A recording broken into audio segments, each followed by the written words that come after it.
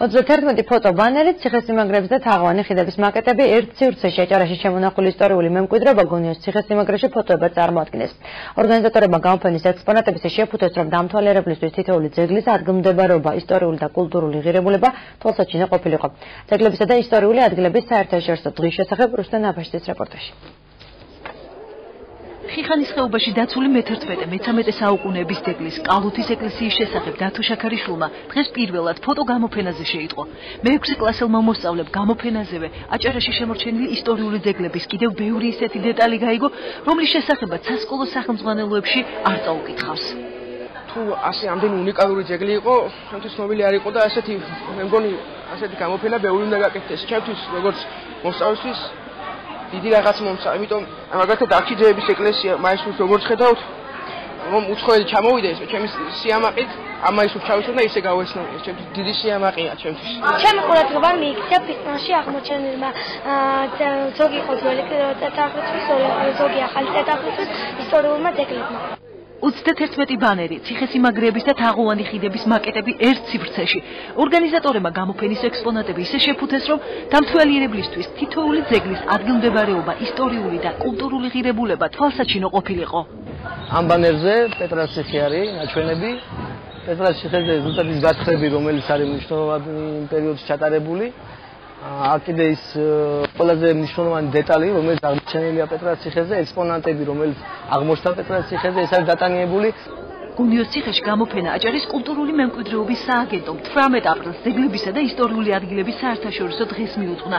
თუმცა ორგანიზატორების მთავარი სურვილია, რომ ამ გამოფენით მოსწავლეებსა და სტუდენტებს სიძველეებისადმი მეტი ინტერესი გაუჩნდეთ და მათი მოვლაპატრონობა მოქალაქეობრივ მოვალეობად აქციონ. ამ გამოფენის მიზანი არის საზოგადოების დაინტერესება ეს საკითხების მიმართ, როგორიცაა კულტურული მემკვიდრეობის დაცვა, შენარჩუნება და გაფრთხილება. საინტერესო და ალბათ ის არის კარგი, რომ სტუდენტები არის ჩართული, ბათუმის შოთარუცხოვლის სახელმწიფო უნივერსიტეტის სტუდენტები, სკოლის მოსწავლეები, ეს შეუწყობს მუზეუმები, ძეგლების პოპულარიზაციას და თვითონაც ამ საქმეში თავიანთ წვლილს შეიტანა.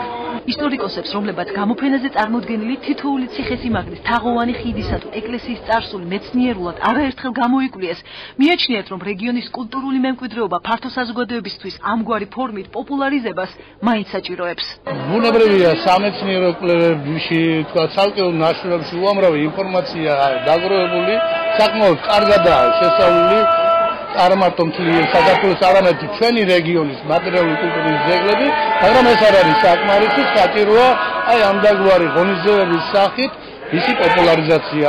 ისტორიული მემკვიდრეობის დაცვასა და გადარჩენაში აჭარის კულტურული მემკვიდრეობის სააგენტოს მხარს აჭარის მთავრობას უჭერს.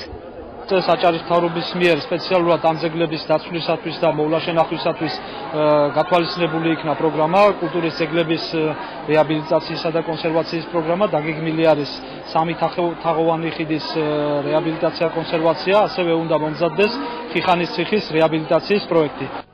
ფოტოგამოფენა გონიოს ციხეში დასუფთავების აქციით დაიწყო. სტუდენტებმა და მოსწავლეებმა თავიანთი დამოკიდებულება მშობლიურ კუთხეში შემორჩენილი ისტორიული ძეგლებისადმი ამ ფორმით გამოხატეს. გონიოსთან ერთად ახალგაზრდებმა დღეს პეტრას ციხეც დაასუფთავეს. შოთარუცხოვლის სახელმწიფო უნივერსიტეტი შეუერთდა დღევანდელ ღონისძიებას ძეგლთადაცვის სააგენტოსთან ერთად, რომელიც ახორციელებს ძეგლების დაცვას. რა თქმა უნდა, მნიშვნელოვანია ეს აქცია, რადგანაც ეს უფრო მეტად შეაყვარებს სტუდენტებს თავიანთ მემკვიდრეობას, თავიანთ ისტორიას. ჩვენ გავაცნობიერეთ, თუ რამდენად მნიშვნელოვანია ახალგაზრდების როლი ამ საქმიანობაში და გვჯერა იმის, რომ მომავალში ახალგაზრდობა დაგვიდგება, უფრო მეტი ახალგაზრდობა დაგვიდგება გვერდით და მსგავს აქციებში მიიღებენ მონაწილეობას. ძეგლების და ისტორიული ადგილების საერთაშორისო დღისადმი მიძღვნილი კვირეული სპეციალური ღონისძიებებით ხვალაც გაგრძელდება. ორგანიზატორებმა გადაწყვიტეს კულტურულ საგანმანათლებლო ტური მაღალმთიანი აჭარის მოსწავლეებისთვისაც მოაწყონ.